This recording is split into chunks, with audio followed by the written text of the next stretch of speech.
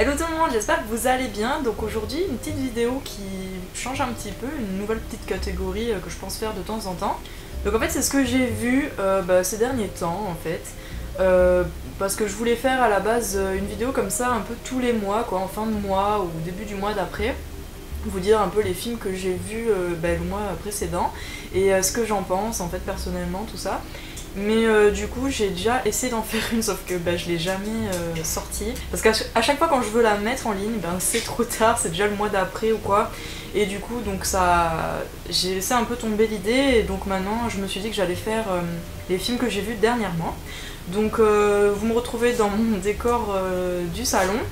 Et donc si vous entendez des petits bruits, c'est ma chaîne qui est juste à côté. Je vous le dis maintenant parce que des fois c'est vrai qu'elle fait peut-être des bruits et moi comme je parle j'entends pas forcément ou je fais pas gaffe. Donc je vous le dis au cas où, j'espère que ça vous dérangera pas trop. Donc on commence tout de suite. Alors dernièrement j'ai regardé pas mal de films franchement.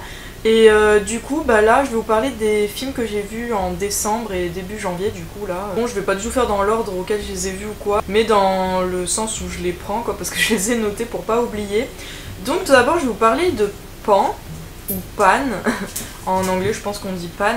Donc c'est un film qui est sorti en octobre 2015 et comme l'indique le titre, ça parle de Peter Pan, d'une histoire un petit peu pas du tout la même qu'on a l'habitude dans le Walt Disney, mais c'est en fait les débuts de Peter Pan quoi, et du Capitaine Crochet surtout. Donc je vous lis vite fait le synopsis si vous connaissez pas, et comme ça je vous en parle un petit, enfin ça va vous en dire un peu plus sur l'histoire mais sans que je vous spoil si vous l'avez pas vu, donc voilà. Alors le synopsis de Pan, donc proposant un nouveau regard sur l'origine des personnages légendaires créés par J.M. Barrie. Le film s'attache à l'histoire d'un orphelin élevé au pays imaginaire. Là-bas, il vivra une aventure palpitante et bravera maintes dangers, tout en découvrant son destin, devenir le héros connu dans le monde entier sous le nom de Peter Pan. Donc voilà, ça vous en dit un petit peu plus pardon, en fait du coup là c'est l'histoire de Peter Pan, vraiment que de lui quoi, c'est tout début, l'origine quoi en gros, et du Capitaine Crochet, tout ça. Alors moi je l'ai vachement bien aimé honnêtement. Je m'attendais à autre chose forcément, enfin déjà j'avais pas trop lu les synopsis parce que j'aime pas trop lire parfois les synopsis des films. Et c'est vrai que je m'attendais à autre chose, moi je pensais qu'il allait parler un peu comme du Disney ou quoi, le même angle de vue on va dire. Mais non en fait c'est vraiment les origines de Peter Pan et franchement c'était pas mal, ça changeait un petit peu, c'était assez original. Et du coup j'ai pas mal, j'ai bien aimé, après sans plus mais il était vraiment très bien. Alors ensuite je vais vous parler d'un petit film d'horreur, donc c'est Paranormal Activity 5 pardon, Ghost Dimension. Alors j'ai vu tous les précédents Paranormal Activity. C'est vrai que ces films là, il y en a soit ils les aiment pas du tout, soit ils les aiment bien. Cette saga de films, moi je dois bien avouer que je les aime bien, franchement ça me dérange pas, c'est vrai que c'est pas des films exceptionnels, c'est vrai que parfois c'est un peu long tout ça, mais je trouve que c'est un peu le truc du film quoi, enfin il faut que ce soit long pour avoir un peu de suspense, enfin c'est comme ça je trouve, enfin, moi en tout cas j'aime bien. J'en possède d'ailleurs en Blu-ray et j'aimerais avoir tous les avoir du coup. Et donc il fallait bien évidemment que je vois ce 5e épisode que j'avais toujours pas vu, je voulais le voir au cinéma mais j'ai pas pu y aller. Donc du coup je l'ai vu enfin et je l'ai trouvé pas mal. Alors je vous lis le synopsis vite fait. La famille Fleetges, je pense qu'on dit Fleetges, je sais pas trop, emménage dans une nouvelle maison et découvre dans le garage des cassettes vidéo de l'enfance de Katie et Christy et une caméra leur permettant de voir ce qui se déroule visiblement autour d'eux. Voilà, donc je l'ai vraiment bien aimé celui-ci. Il est assez dans la lignée des autres quoi, hein. C'est toujours le même genre et tout.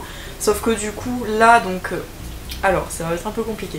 Donc du coup là ce qui se passe, donc par rapport aux autres épisodes quoi de Paranormal Activity, donc là c'est la suite en fait, la suite du 3 ou du 4 il me semble. Enfin quand Katie a enlevé Hunter, donc le fils de son neveu quoi, le fils de Christy, il me semble, hein, si je me trompe pas avec les noms, non, il me semble bien que c'est ça. Et donc ils ont disparu complètement de la circulation, et donc ça c'est la suite vraiment, donc le 5e. Et du coup c'est une nouvelle famille qui emménage, donc une nouvelle famille, donc du coup on apprend à les connaître, tout ça, et donc ils emménagent dans une nouvelle maison, et donc comme l'indique le synopsis, ils découvrent donc des cassettes, et ces cassettes, bah, c'est tout ce qu'on voit dans, je sais plus si c'est le 3 ou le 4, où on voit bah, Cathy et Christy petites, donc avec leur mère et leur beau-père, et donc en fait on voit des bouts de vidéos en fait, bah, de cet épisode-là. Et aussi de après, quand elles sont toujours petites, mais après que on voit plus du tout leur mère. Et du coup, cette nouvelle famille voit ces images et au début, ils trouvent rien de spécial à redire dessus, mais après, il se passe vraiment des trucs bizarres. Et en même temps, il y a une caméra où le père de famille, bah, il teste la caméra du coup et voit des trucs un peu bizarres avec. Donc voilà, je vous en dis pas plus, mais il était plutôt sympa. Franchement, moi j'ai bien aimé. En plus, on en sait un peu plus sur le fameux Toby. Alors lui, franchement, même si on le voit pas, moi, il me fait un peu flipper ce Toby là. Donc voilà, on en sait un petit peu plus sur ça, mais un tout petit peu plus, hein, franchement, pas des masses. Et bah, du coup, c'est une nouvelle famille, une nouvelle histoire, donc ça change un petit peu, même s'il y a toujours le même fond de Christy et Cathy. Et franchement, je l'ai trouvé vraiment pas mal, rien d'exceptionnel non plus, comme tous les Paranormal Activity, hein, mais j'ai trouvé vraiment pas mal pour une suite, c'était bien, je l'ai bien aimé. Et j'ai oublié de vous dire qu'il est sorti en octobre 2015 lui aussi. Ensuite, je vais vous parler du film Maggie, donc, qui est sorti en mai 2015, celui-ci. Donc j'avais toujours pas vu et je l'ai enfin regardé parce qu'il me tardait de le voir, parce qu'il m'avait l'air sympa.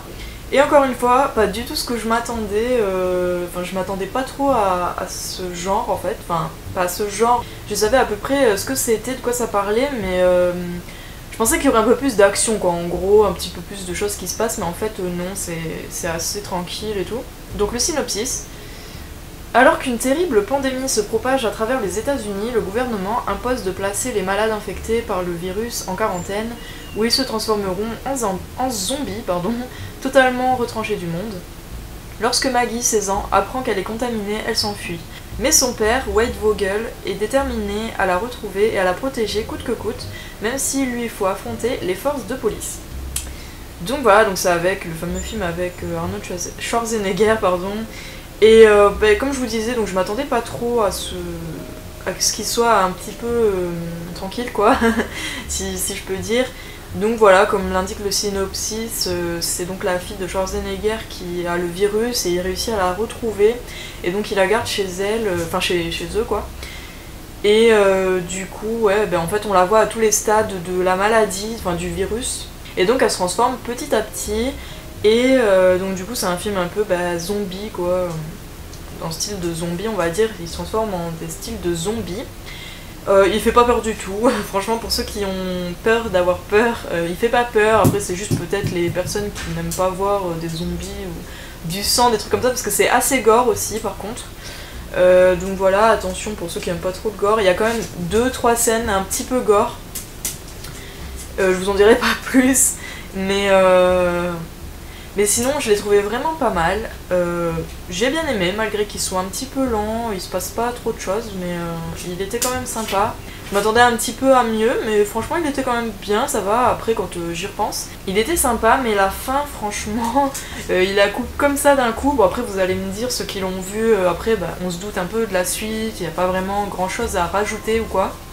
Mais c'est vrai qu'il la coupe assez brutalement, on va dire quoi. Mais sinon, c'était quand même un bon film. Ensuite, je vais parler du film Le Prodige, donc avec Tobey Maguire, qui est sorti en septembre 2015. Donc, qui est un film un peu sur un film tiré d'une histoire vraie sur Bobby Fischer, voilà, je cherchais le nom, qui était un champion d'échecs, un prodige d'échecs. Donc du coup, je vous dis le synopsis vite fait. Alors l'histoire de Bobby Fischer, le prodige américain des échecs, qui à l'apogée de la guerre froide se retrouve pris entre le feu des deux superpuissances en défiant l'Empire soviétique lors du match du siècle contre Boris Spassky. Son obsession de vaincre les Russes va peu à peu se transformer en une terrifiante lutte entre le génie et la folie de cet homme complexe qui n'a jamais cessé de fasciner le monde. Donc voilà, donc c'est l'histoire de cet homme qu'on va voir dans le film. Enfin, la partie plus quand il commençait à s'intéresser aux échecs, quand il était petit donc, et quand il a fait tous ces championnats, etc. quoi. Donc moi j'adore les histoires un peu tirées de faits réels, tout ça, et du coup celui-ci il était vachement bien je trouve. Je l'ai trouvé un peu court, mais bon il dure quand même pratiquement 2 heures, mais par rapport à ce qu'il montrait, parce que c'est vrai qu'il montre en fait que quand il est jeune, quand il est petit et quand après il fait ses matchs je sais pas comment on dit, bon moi je vais dire match d'échecs quoi, ses championnats d'échecs etc. Et après en fait on voit pas plus quand il est après le championnat du monde il me semble, si c'est le championnat du monde il me semble, en fait après on voit juste à la fin des vous savez là où ils écrivent ce qui se passe après, mais c'est pas vraiment le film, ils écrivent ce qui se passe après pour le vrai, ils nous montrent des vraies images du vrai gars Bobby Fischer.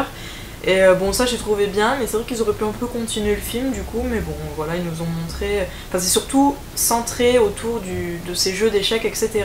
Mais sinon je l'ai trouvé vraiment bien, vraiment intéressant, le gars vraiment il était un petit peu, je sais pas trop d'où c'est venu pour lui, mais il avait un petit souci je pense dans sa tête, donc je vous en dis pas plus pour ceux qui l'ont pas vu et qui aimeraient le voir, il est vraiment bien franchement ce film. Et je trouve que Tobey Maguire joue vraiment bien son rôle, de toute façon j'aime bien cet acteur, et dans ce film il joue vachement bien son rôle. Alors ensuite je vous parlais du film Amy. Donc après j'ai regardé pas mal de films aussi documentaires, un peu films documentaires quoi, réels, tout ça. Et donc Amy ça a été le premier de la série que j'ai vu ensuite, enfin c'est pas le premier que j'ai vu mais ce mois-ci on va dire quoi. Donc Amy, donc ça parle de Amy Winehouse pour ceux qui connaissent, donc c'est une chanteuse londonienne, enfin du coup britannique quoi. Mais bon je pense quand même la plupart des gens connaissent. Et donc ça parle du coup de sa vie, parce que si vous ne savez pas, elle est morte en 2009 ou 2010, enfin je sais plus vraiment quand est-ce qu'elle est morte d'ailleurs, je m'en rappelle plus. Mais voilà, donc elle est morte, la pauvre. Moi j'aimais pas mal cette chanteuse, après c'est vrai que je connaissais les plus connus, hein, parce que je suis pas trop du style jazz, tout ça. Mais la personne en elle-même, j'aimais bien, et j'aimais bien ses chansons les plus connues. Et du coup, quand j'ai vu qu'il allait y avoir un film qui allait sortir sur elle, je voulais absolument le voir, et donc là j'ai pu le voir. Et il est vachement bien, ça retrace toute sa vie hein, tout simplement, donc j'ai pas grand chose à vous dire là-dessus. Donc voilà, du coup le film parle de sa vie, hein, de quand elle est jeune jusqu'à ce qu'elle meure. Donc il y a plein d'images, de vidéos d'elle, sûrement des proches etc. qui ont donné pour le film. Et donc voilà, ça parle tout simplement de sa vie, donc voilà, j'ai pas grand chose à dire. Mais il est super bien fait, il est super bien, on en sait plus. Moi c'est ça que j'aime dans ce genre de film documentaire, c'est qu'on en sait vraiment plus sur le sujet duquel il parle, pardon. Et donc voilà, donc on en sait un peu plus sur sa vie, sur tout ça, tout ça. Ensuite, j'ai regardé Les Fantômes du Titanic. Alors lui, il me semble que je l'avais déjà vu, mais pas sûr, mais en tout cas je l'ai revu du coup. Donc c'est un film qui est réalisé par James Cameron, donc c'est pareil, un film documentaire. Et il me semble qu'il a été filmé avant de filmer Titanic, le film, celui que tout le monde connaît.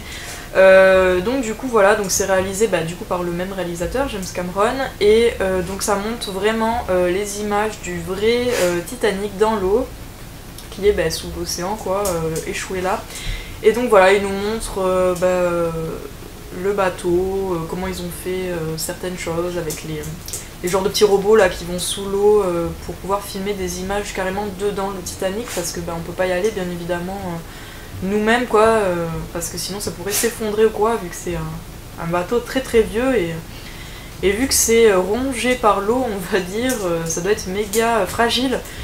Donc du coup voilà, c'est super intéressant de voir le Titanic comme ça. Bon, j'avais déjà vu plusieurs films là-dessus auparavant, mais celui-ci je sais plus trop. Mais bon voilà, c'est vachement intéressant. Et c'est vrai que depuis qu'il y a eu le Titanic, le film quoi, j'aime bien cette histoire, le Titanic, tout ça, tout ce qui s'est passé là-dessus. Et donc du coup ça m'intéresse pas mal, et donc voilà pourquoi je l'ai regardé, et il était vraiment super bien. Ensuite toujours en film documentaire, j'en ai regardé vraiment pas mal. J'ai regardé les USA contre John Lennon, donc là un autre sujet. Donc comme l'indique le titre, c'est par rapport à John Lennon, donc le chanteur du groupe des Beatles, pour ceux qui ne connaissent pas ça m'étonnerait. Donc voilà, les Beatles, et après il a fait sa carrière solo, donc de John Lennon tout seul du coup. Et en fait ça parle des USA qui sont contre lui, parce qu'apparemment il était mis sur écoute et suivi tout ça par le FBI ou la CIA, enfin je sais plus trop. Mais voilà, enfin il faisait gaffe à lui en gros quoi, parce que vu qu'il prônait la paix dans le monde, etc. Enfin il pensait que ça allait faire une genre de révolution et tout. Donc voilà, et donc ça parle de tout ça, quoi, de John Lennon quand il était avec les Beatles et après, jusqu'à ce qu'il meure. Lui aussi, hein, voilà. Donc du coup c'est un super bon reportage, film documentaire du coup. Et j'ai vraiment bien aimé. Après moi je suis pas trop... Enfin j'aime bien certaines chansons des Beatles, de John Lennon, tout ça, mais c'est vrai que je m'y suis pas vraiment plus intéressée que ça, pardon. Mais bon je connaissais les bases de John Lennon et tout, mais pas plus en détail. Donc du coup voilà, ça permet d'en apprendre un peu plus. Et c'était vachement intéressant et c'est un super bon film pour ceux que ça intéresse. Ensuite, toujours en film documentaire, j'ai vu Blackfish, donc ça, cette fois-ci, c'est carrément encore autre chose, donc c'est un peu encore dans le monde sous-marin par rapport au Titanic de tout à l'heure. Donc ça parle surtout du parc d'attractions, on va dire, SeaWorld aux États-Unis, à Orlando. Bon, maintenant, il y en a plusieurs là-bas, il y en a 3, il me semble, un truc comme ça. Donc voilà, ça parle de ce centre aquatique, quoi, parc d'attractions, plus précisément, et des orques. Et c'est un film qui a fait polémique parce que il dénonce un peu les... comment dire, comment sont traités les animaux là-bas, plus précisément, donc encore une fois les orques. Et du coup c'est super intéressant de voir ça. Bon après comme dans tous les médias, même les films de ce genre, il faut quand même se méfier de ce qu'ils disent, hein, parce que ça peut ne pas être vrai ou quoi. Mais c'est vrai que ce genre de film documentaire, en général, comme c'est un peu pour faire éclater une sorte de vérité, j'y crois quand même un peu plus, mais c'est vrai quand même il faut faire attention à ce qu'on dit dans les médias, que ce soit télé, internet, film, etc. Donc voilà. Mais donc ça parle de ça, ça m'a assez touchée quand même, parce que ce pauvre orc là, je sais même plus comment il s'appelle, Tillicum, voilà. Tillicum, le pauvre a été... On parle surtout de cet orc là, il a été... comment dire, il a été pêché quoi, de force quand il était petit, quand il était petit orc. Et du coup voilà, ils l'ont pêché illégalement je pense, mais je sais pas trop, je m'en rappelle plus trop. Et tout ça pour le mettre dans ce parc. Alors avant c'était Sealand, il me semble que c'était vers le Canada, un truc comme ça, et après il a été racheté par SeaWorld. Et je pense que Sealand est devenu SeaWorld, j'ai pas trop pigé ce truc là, mais il me semble que c'est ça. Hein. Et du coup voilà, le pauvre a été vachement sollicité, et surtout pour la reproduction en fait. Et le pauvre est toujours dans ce parc à Orlando, dans le parc d'Orlando de SeaWorld. Il est toujours là-bas, donc le pauvre, les gens, j'ai vu qu'il y avait des manifestations, tout ça, pour le libérer. Mais bon, je pense que ça n'arrivera pas. Et donc du coup voilà, ça parle de ça, ça parle des conditions en général des orques, etc. Dans les petits bassins, dans comment ils sont traités et tout. Donc je vous en dis pas plus, mais voilà, c'est quand même assez touchant et révoltant quand on voit des trucs comme ça. Parce que c'est vrai que c'est un truc qui me touche un peu quand même, les animaux. C'est vrai que j'aime pas trop les voir mal, qu'on les maltraite, tout ça. Enfin, je comprendrai jamais ça, mais bon. Bref, voilà. Et j'ai aussi vu The Cove. Donc ça, c'est un peu dans la même lignée. Donc ça parle des dauphins qui sont retenus captifs au Japon. Soit pour les tuer et du coup les manger, soit pour les revendre dans les parcs aquatiques du monde entier, il me semble bien, si j'ai bien compris. Sauf que ils disent qu'ils les tuent bien, genre qu'ils les tuent sans qu'ils souffrent d'un coup net et ils meurent directement. Sauf qu'en fait non, on se rend compte que l'équipe de reportage, de ce film, ils essayent par tous les moyens d'avoir des images, des vraies images, quoi, de comment ça se passe réellement la tuerie des dauphins. C'est dans une genre de baie dans la mer, quoi, si vous voyez ce que je veux dire. Enfin, c'est un peu compliqué à décrire. C'est ultra bien gardé, il y a plein de gens qui surveillent, ils font tout pour pas qu'on y aille en fait. Sauf qu'ils arrivent à mettre des caméras et du coup on voit ce qui se passe vraiment. Et en fait on se rend compte qu'ils tuent vraiment pas du tout comme ils disent, ils les font souffrir et ils sont même encore vivants la plupart quand ils les repêchent et tout. Ils sont pas complètement morts quoi. Donc du coup voilà, donc ça nous montre ça. Franchement j'adore le Japon et tout, mais c'est vrai que des fois ils font des trucs bizarres, franchement, tuer des dauphins pour les manger, je comprends pas trop. Surtout qu'ils expliquent que de la viande est blindée de mercure quoi, et que c'est pas du tout bon pour... c'est comme les baleines quoi, et c'est pas du tout bon comme...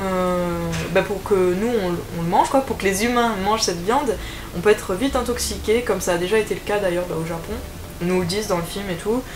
Et voilà, donc c'est un film pour nous mettre en alerte sur ça. Après ils nous disent aussi que quasiment tous les Japonais ne savent pas du tout ce qui se passe eux-mêmes quoi. C'est une minorité, c'est juste en fait je pense le groupe qui s'occupe de tout ça qui connaissent, enfin qui savent ce qui se passe, mais la population japonaise ne le sait pas. Donc du coup voilà, c'est assez révoltant et j'espère qu'ils arriveront à arrêter ça parce que franchement les pauvres dauphins quoi, surtout que c'est des êtres vraiment super intelligents, les dauphins ils sont même plus intelligents que nous, donc franchement ça craint de les tuer quoi, juste pour les manger. Donc voilà pour The Cove. Et le dernier film documentaire réellement que j'ai vu, c'était Biggie et Tupac. Alors moi je suis pas du tout dans... Enfin, il y a certaines chansons un peu style rap, tout ça que je peux aimer, mais sinon c'est pas vraiment mon style de musique. Moi j'écoute de tout, mais bon, j'écoute un petit peu moins de rap et tout ça. Donc du coup voilà, pour ceux qui connaissent pas, donc ça parle de Biggie Smalls, Notorious Big, et Tupac, Tupac, si personne le connaît, il y a un problème quoi. Mais voilà, donc tous les deux qui ont été assassinés.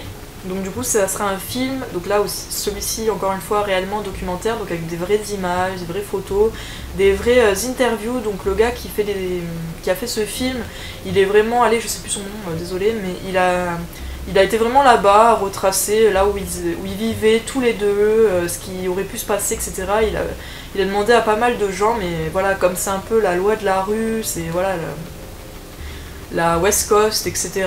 West Coast contre East Coast. Et du coup, personne parle, etc. Mais bon, on a quand même, c'est quand même assez fou ce reportage parce que il se dit des trucs comme quoi, enfin, en gros, c'est un peu compliqué parce que Biggie Smalls et Tupac ont été tous les deux tués à 6 mois d'intervalle, il me semble. Et en fait, ils ont toujours dit, la police, etc., ils ont dit que c'était à cause de règlements de compte, quoi, comme je vous le disais tout à l'heure, East Coast, West Coast. Et donc du coup, voilà, ça s'arrêtait là, en gros, quoi, l'affaire. Sauf que c'est bien plus complexe que ça. Bon, je pense que tous les grands fans de ces deux artistes n'ont pas dû croire directement à ça, ou alors s'ils ont fait plus de recherches. Mais en gros, ce serait quelqu'un d'autre qui les aurait tués, bien évidemment. On sait jamais, comme on le dit, c'est comme ce que je vous disais tout à l'heure, faut jamais croire tout ce qu'on vous raconte dans les médias. Mais voilà, en gros, ce serait quelqu'un d'autre qui les aurait tués par le biais de quelqu'un d'autre. Enfin bref, c'est toute une histoire de fou. Parce qu'apparemment, ce serait donc le producteur de Tupac, Suge Knight, il me semble, un truc comme ça. Je sais plus de la maison de disques, je sais plus les noms. Mais apparemment ce serait lui qui aurait tué carrément Tupac alors que c'était son super pote et tout, il était tout le temps avec, tout ça. Et soit que c'est lui qui l'a tué ou alors il a fait tuer par quelqu'un d'autre quoi, mais c'est lui apparemment qui aurait prévu tout ça et apparemment il aurait fait aussi pour Biggie Smalls. Donc du coup voilà, bon après c'est que des suppositions, des hypothèses et tout, mais il y a quand même pas mal de témoins dans ce film qui ont dit... qui ont reconnu que c'était pas du tout une guerre de gang ou quoi, et que c'était telle personne qui aurait tué les deux. Et du coup c'est assez fou parce que quand on voit que la police ne fait rien, voilà, donc en gros il y a eu des corruptions, des flics corrompus, ils travaillaient pour ce gars là, Suge Knight. Et du coup c'est pour ça qu'il y a plein de choses qui n'ont pas été dites, plein de choses qui ont été cachées au public et tout. Et du coup voilà, bon après c'est une vieille histoire ça, parce que ça date des années 90. Et du coup je crois que c'est même pas encore résolu, donc franchement voilà. Donc c'est un peu compliqué à raconter, c'est une histoire assez compliquée, mais c'est quelque chose de réel quoi, et du coup c'est assez fou comment... Enfin je m'étonne même plus parce que je sais que ça se fait beaucoup, mais voilà quoi, les gens ils disent pas la vérité forcément, et ils cachent pas mal de choses lorsqu'ils sont impliqués dedans, donc voilà. Mais sinon, si ça vous intéresse, je vous laisse découvrir ce film qui est quand même vraiment pas mal. J'aime pas forcément ce milieu-là. Enfin, c'est pas que j'aime pas, mais voilà, j'écoute pas forcément de ce genre-là de musique. Et je connaissais pas non plus forcément à fond Biggie Smalls et Tupac. Et du coup là ça m'a appris à plus connaître et moi ça m'intéresse franchement d'apprendre des trucs comme ça, donc c'est plutôt cool. Ensuite je vais continuer avec un film normal cette fois-ci, donc là c'est bon, les films documentaires, voilà ce que j'ai vu pour le moment. Et donc voilà, je vous parlais de Sinister 2, donc la suite de Sinister que j'avais vraiment bien aimé, qui faisait quand même assez flipper. Et du coup ce deuxième je l'attendais impatiemment parce que je voulais voir du coup la suite. Sauf que bah, j'ai un peu moins aimé, peut-être parce que je me rappelle déjà plus du premier, il faut que je le revoie. Mais le 2 je l'ai moins aimé, il se passe pas grand chose, il fait pas trop peur franchement. Après il faut peut-être que je revoie le 1 pour du coup comprendre un peu mieux certaines choses, mais il est quand même bien, mais sans plus. Je l'ai moins aimé on va dire, c'est un des films d'horreur que j'ai moins aimé pour le moment, que j'ai vu récemment on va dire. Donc voilà, je passe vite fait dessus. Ensuite je vais vous parler de The Visit, encore un film un peu catégorie horreur. Donc les deux sont sortis en 2015, hein, Sinister 2 et The Visit. Alors au départ The Visit je devais le voir au cinéma, mais bon, encore une fois j'ai pas pu y aller. Et M. Night Shyamalan c'est vraiment un réalisateur que j'adore, j'ai vu quasiment tous ses films il me semble et je les ai quasiment tous aimés.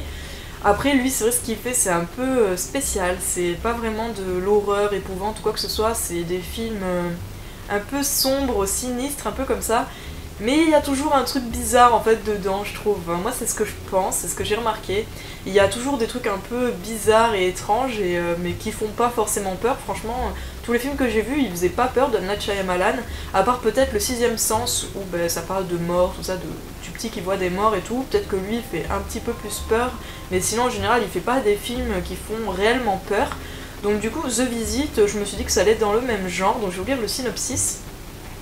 Alors deux enfants sont envoyés passer une semaine en Pennsylvanie, dans la ferme de leurs grands-parents, mais lorsque l'un d'eux découvre qu'ils sont impliqués dans quelque chose de profondément dérangeant, leurs chances de retour s'amenuisent de jour en jour.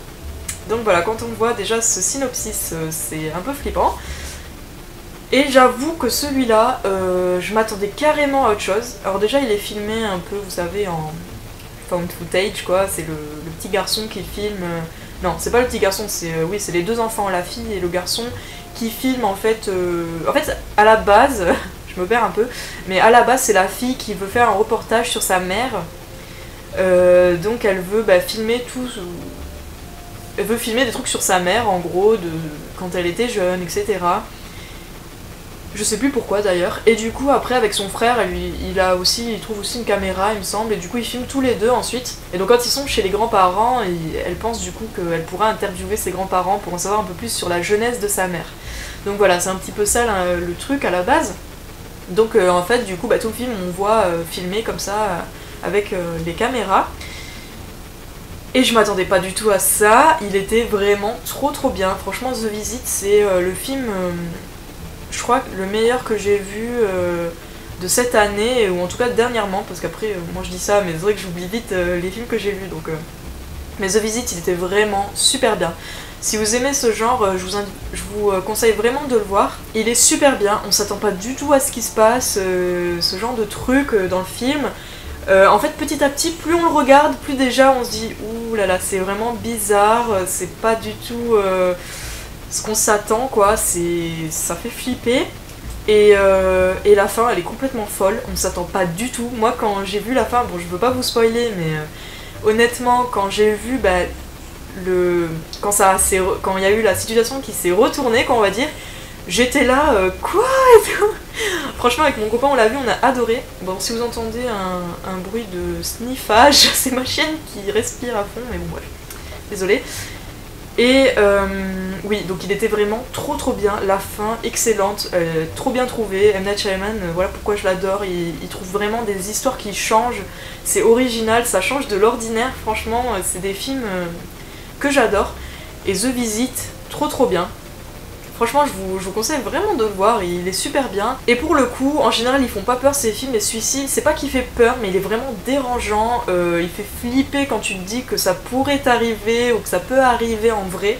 Franchement cette histoire elle pourrait vraiment arriver quoi, il y a rien de surnaturel ou de science-fiction, de trucs comme ça on va dire. Mais franchement il est excellent ce film, donc voilà, j'arrête là, mais il est vraiment trop bien. Et le dernier film, bon encore une fois la vidéo sera un peu longue, je suis désolée mais bon je vais pas vous parler de film vite fait quoi, c'est obligé que je vous raconte un petit peu et puis mon ressenti donc voilà, désolée. Mais le dernier film que je vais vous parler c'est Star Wars 7 bien évidemment, que je suis allée voir au cinéma donc hier pour moi qui filme ma vidéo aujourd'hui, je l'ai vu hier. Et je suis allée voir en 3D parce qu'il y avait plus de place, il était complet en pas 3D quoi, en normal. Mais franchement, il était bien en 3D. La 3D n'était pas trop dégueulasse, elle était bien, elle fait pas mal à la tête, enfin en tout cas moi. Elle fait pas loucher, vous savez, des fois on voit certains trucs qui passent ou quoi à l'écran et ça nous fait loucher. Et ben là, moi ça me l'a pas fait. Il était vachement bien fait, la 3D quoi, la 3D était vachement bien faite. Elle était pas non plus trop présente, mais ça va. C'était quand même sympa de le voir en 3D. Ensuite, je vais pas en dire trop sur ce film pour pas trop vous spoiler ou quoi si vous ne l'avez toujours pas vu. Moi il me tardait de le voir pour pas être spoilé, mais bon, j'ai été quand même spoilé de quelques petits trucs, mais mineurs quoi. Après, voilà, donc il était franchement super bien. En tant que film comme ça, genre comme s'il n'avait pas de suite, comme si ce n'était pas une suite ou quoi que ce soit, en tant que film comme ça, on va dire normal, il était franchement super bien, des bons effets, des bons acteurs, c'était franchement un bon film. Après c'est vrai qu'en tant que suite, tout ça, après moi je suis pas une vraie fan de Star Wars, honnêtement je les ai pas tous vus, surtout les anciens, donc voilà. Et d'ailleurs, vu que maintenant j'ai vu celui-ci, je compte voir les autres, les premiers et tout, parce que j'aimerais comprendre certaines choses, parce que c'est vrai qu'il y a des trucs que je savais pas, donc voilà. Et donc du coup je peux pas vous en dire plus par rapport à ça, vu que j'ai pas trop vu certains autres qui sont sortis avant. Mais c'est vrai que je pense que pour ceux qui sont vraiment fans, je pense qu'il y a des trucs qu'ils aimeront pas ou qu'ils n'ont pas aimé ou quoi, mais honnêtement moi j'ai adoré, il était franchement bien. Après c'est vrai que cette histoire de sabre épée, j'ai pas trop compris, j'avoue que même moi ça m'a fait bizarre. Surtout qu'elle a pas servi à grand chose quoi. Bon, je pense pas que ce que je vous dis là ce soit un spoil, mais bon. Voilà, et sinon, bah honnêtement, mon avis d'ensemble il était vraiment bien, ce Star Wars. Je vais voir les autres du coup. Et bah voilà, il me tarde la suite, franchement, comment ça se finit, ça donne vraiment envie de voir la suite. Et du coup, ça fait franchement plaisir de revoir un nouvel épisode de cette saga qui s'est terminée il y a pas mal d'années maintenant, pardon. Donc du coup voilà, de revoir les acteurs qui ont joué dedans, etc., les trucs, les robots, tout ça qui était dedans, donc c'est franchement cool. Donc voilà, je vais pas vous en dire plus, hein, parce que sinon déjà ce serait trop long, déjà que ça allait déjà je pense, et pour pas trop vous spoiler, j'espère que ça vous a plu, c'est voilà les quelques films que j'ai vus récemment. Bon, je vous ai pas tout dit non plus, là je vous ai dit ceux que j'avais pas vu auparavant parce qu'il y a des films que j'ai revus, que j'avais déjà vus, style Mars Attacks, tout ça, que j'ai vu dernièrement mais que j'avais déjà vu avant, donc je vais pas vous en reparler, ça servirait à rien. Donc n'hésitez pas à mettre un petit like, c'est toujours sympa, ça me fait toujours plaisir et ça m'encourage du coup à continuer mes vidéos et à commenter. Dites-moi ceux que vous avez vus récemment, vous aussi, ce que vous pensez de ceux que j'ai regardés, etc. si vous les avez vus ou pas. Et pour ceux qui sont pas abonnés, n'hésitez pas non plus à vous abonner, ça fait toujours plaisir aussi franchement. En plus je vois que mon nombre d'abonnés augmente petit à petit, c'est franchement cool. C'est toujours plus cool que de faire des vidéos quand quelqu'un nous regarde plutôt que personne. Donc voilà, en tout cas merci d'avoir regardé et je vous dis à la prochaine vidéo. Salut!